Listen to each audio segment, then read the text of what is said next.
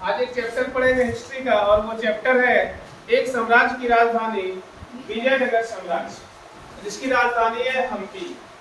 तो हम्पी जो है ये दक्षिण भारत में पड़ता है, और वर्तमान समय में आप इसे मद्रास प्रेसिडेंसी के अंतर्गत देखेंगे, जहां चेन्नई है, और ठीक चेन्नई के नीचे आपको तुंगभद्रा नदी मिलेगा, और चेन्नई के ठीक ऊपर आप जाएंगे तो आपको कृष्णा नदी मिलेगी। चूंकि विजयनगर जो है ये एक साम्राज्य 15वीं से 16वीं शताब्दी के बीच में था, और ठीक विजयनगर साम्राज्य जहाँ पर है, ठीक उसके ऊपर देखेंगे हम, इस द्वार के ऊपर में, इस द्वार के ऊपर में आपको मिलेगा बहमनी साम्राज्य। बहमनी साम्राज्य और विजयनगर साम्राज्य दोनों के बीच एक द्वाब है। द्वाब का अर्थ होता है दो नदियों के बीच की भूमि को द्वाब कहते हैं, जिसमें आपका अगर हम बोलेंगे 5 नदियों के बीच की भूमि को तो पंजाब कहते हैं, तो द्वाब 2 नदियों के बीच की भूमि है, और रायचूर एक जिला है। ठीक है, तो रायचूर एक जिला है, इसलिए उसे रायचूर द्वार के नाम से भी जाना जाता है। 13वीं और 16वीं और 16वीं शताब्दी के बीच जहां दक्षिण भारत में विजयनगर साम्राज्य एवं बहमन साम्राज्य के जो राजवंश थे, जो शासक थे, चाहे राष्ट्रकूट शासक के नाम ले, पांडव का, चोल का, पल्लव का, कुषाण का, जितने भी ये लोग शासक थे, इन लोगों ने यहाँ के सांस्कृतिक विरासतों को सजोने का, और सांस्कृतिक जो उनके पास स्थापत्य कला के क्षेत्र में दक्षिण भारत में इन बहमनी साम्राज्य और विजयनगर के शासकों ने बहुत ही ज्यादा योगदान दिया है।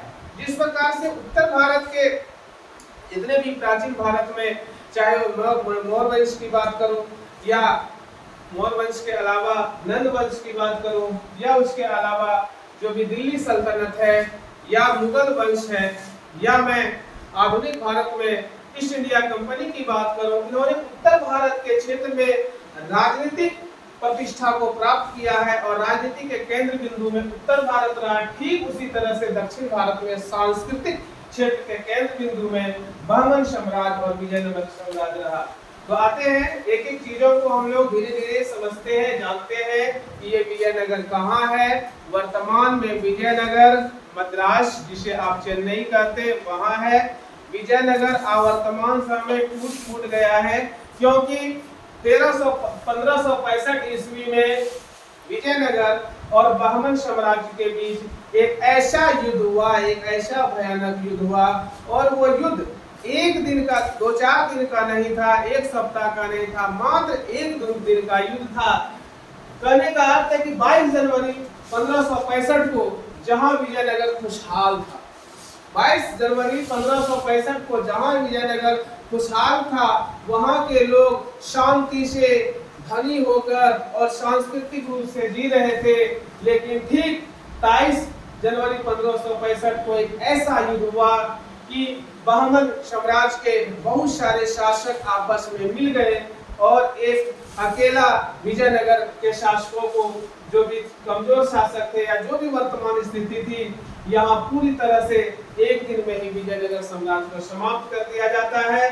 महलों को तबाह कर दिया जाता है, मंदिरों को तोड़ दिया जाता है, राजमहलों में आग लगा दी जाती है, और तुंगभद्रा नदी के किनारे जो विठल स्वामी का मंदिर होता है, उस विठल स्वामी के मंदिर में भी आग लगा दिया जाता है। 17वीं-18वीं शताब्दी में विजयनगर पूर्णतः विनाश हो गया था।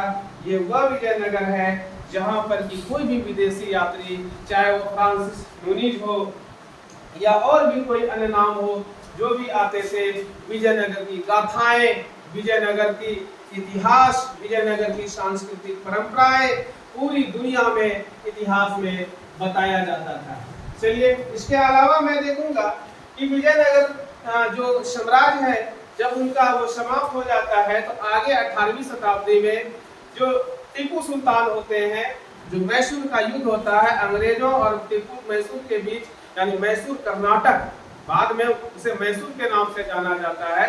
तो अंग्रेजों के बीच ईस्ट इंडिया कंपनी और मैसूर के बीच युद्ध होता है। 4 युद्ध होता है। प्रथम अंगल मैसूर युद्ध, अंगल मीन्स अंग्रेज, प्रथम अंगल मैसूर युद्ध, द्वितीय अंगल मैसूर युद्ध, तृतीय और चतुर्थ में अंगल मैसूर युद्ध में टीपू सुल्तान की हार हो जाती है, और टीपू सुल्तान के हाथों जो है मारा जाता है। वही टीपू सुल्तान जिनकी तलवार आज भी भारत के पास है, जिसे विजय माल्या ने या भारत लाया अंग्रेजों से जो है खरीद कर। वही टीपू सुल्तान जिसकी एक उसकी तलवार से एक ही हाथ से उन्होंने जो है शेर को जो है कि हराया था।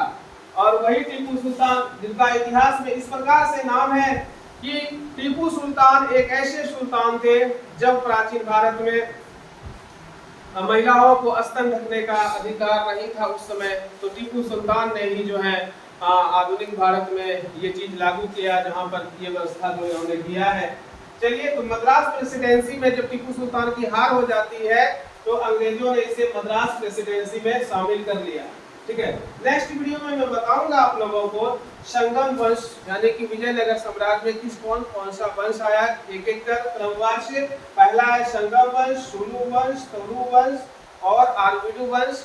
ये कौन कौन वंश रहे, इनके संस्थापक कौन रहे और इन्होंने यहाँ के सांस्कृतिक इतिहास, स्थापत्य कला के क्षेत्र में क्या क्या योगदान दिया। Thank you.